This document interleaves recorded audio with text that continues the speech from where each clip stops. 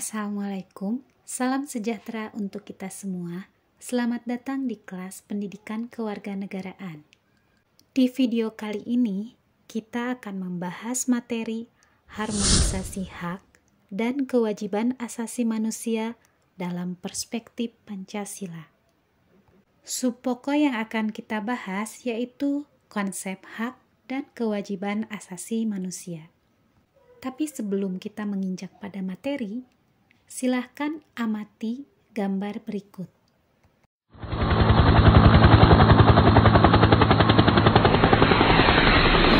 Gambar tersebut adalah demonstrasi menuntut keadilan atas pelanggaran HAM yang terjadi di negeri ini. Supaya tidak terjadi hal seperti itu, maka kita harus memahami apa itu hak dan kewajiban asasi manusia. Hak asasi manusia menurut Undang-Undang Nomor 39 Tahun 1999 tentang HAM yaitu seperangkat hak yang melekat pada hakikat dan keberadaan manusia sebagai makhluk Tuhan yang Maha Esa dan merupakan anugerah-anugerah yang wajib dihormati, dijunjung tinggi dan dilindungi oleh negara, hukum, pemerintah, dan setiap orang demi kehormatan serta pelindungan harkat dan martabat manusia. Maka terkandung dua makna hak asasi manusia, yaitu hak asasi manusia merupakan hak alamiah yang melekat dalam diri manusia sejak ia dilahirkan ke dunia. Kedua, HAM merupakan instrumen atau alat untuk menjaga harkat dan martabat manusia sesuai dengan kodrat kemanusiaannya yang luhur. Ciri-ciri hak asasi manusia.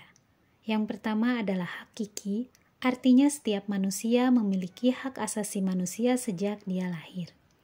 Yang kedua adalah universal, artinya berlaku untuk semua tanpa memandang status suku bangsa ataupun perbedaan lainnya. Dapat dicabut, artinya hak asasi manusia tidak dapat diserahkan kepada orang lain. Tidak dapat dibagi, artinya semua orang berhak mendapatkan semua hak, baik hak sipil, politik, ekonomi, maupun sosial budaya. Sekarang kita lanjutkan pada makna kewajiban asasi manusia. Berdasarkan ketentuan pasal 1 ayat 2 Undang-Undang Nomor 39 Tahun 1999 menyatakan bahwa kewajiban asasi manusia adalah seperangkat kewajiban yang apabila tidak dilaksanakan tidak memungkinkan terlaksananya dan tegaknya hak asasi manusia. Hak dan kewajiban asasi merupakan dua hal yang saling berkaitan dan memiliki hubungan kausalitas, yaitu seseorang mendapatkan hak-haknya karena dipenuhinya kewajiban yang dimilikinya. Salah satu karakteristik hak dan kewajiban asasi manusia adalah sifatnya yang universal. Oleh karena itu, setiap negara wajib menegakkannya. Akan tetapi, karakteristik penegakan tergantung pada pengaruh pembedanya, yaitu ideologi dan kebudayaan yang dianut oleh masing-masing negara. Begitu pula di negara Indonesia, penegakan HAM dipengaruhi oleh ideologi Pancasila melalui nilai-nilai yang terkandung di dalamnya, yaitu nilai dasar, nilai instrumental, dan nilai praksis. Nilai dasar berkaitan dengan hakikat kelima sila Pancasila. Nilai dasar bersifat universal sehingga di dalamnya terkandung cita-cita, tujuan, serta nilai-nilai baik dan benar.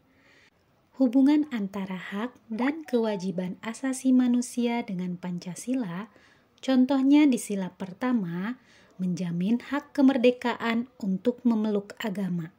Sila kedua, menempatkan hak setiap warga negara pada kedudukan yang sama dalam hukum. Sila ketiga mengamanatkan adanya unsur pemersatu di antara warga negara. Sila keempat mengamanatkan unsur musyawarah dalam menyelesaikan masalah.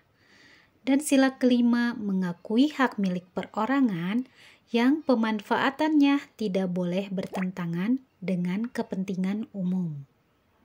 Hak dan kewajiban asasi manusia dalam nilai instrumental Pancasila.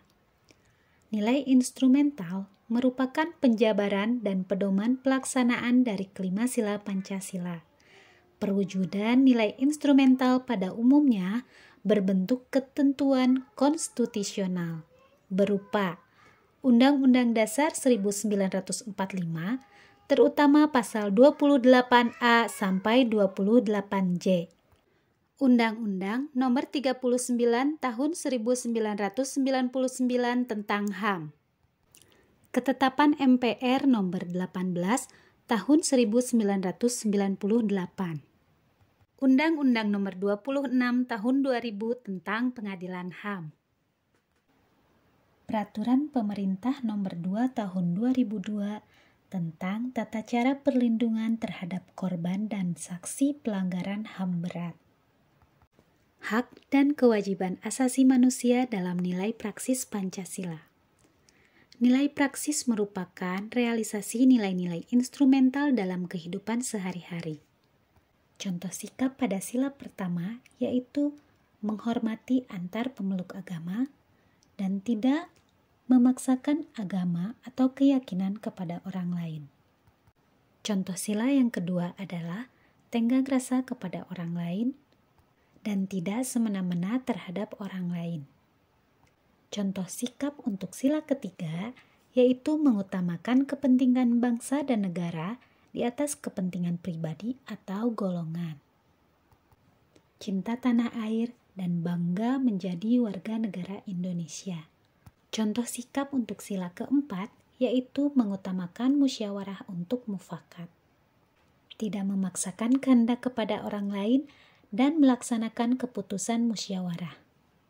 Contoh sila yang kelima adalah menjaga keseimbangan hak dan kewajiban serta mampu menghargai hak-hak orang lain. Sekian pembahasan kali ini. Terima kasih sudah menyimak. Sampai bertemu pada pembahasan berikutnya.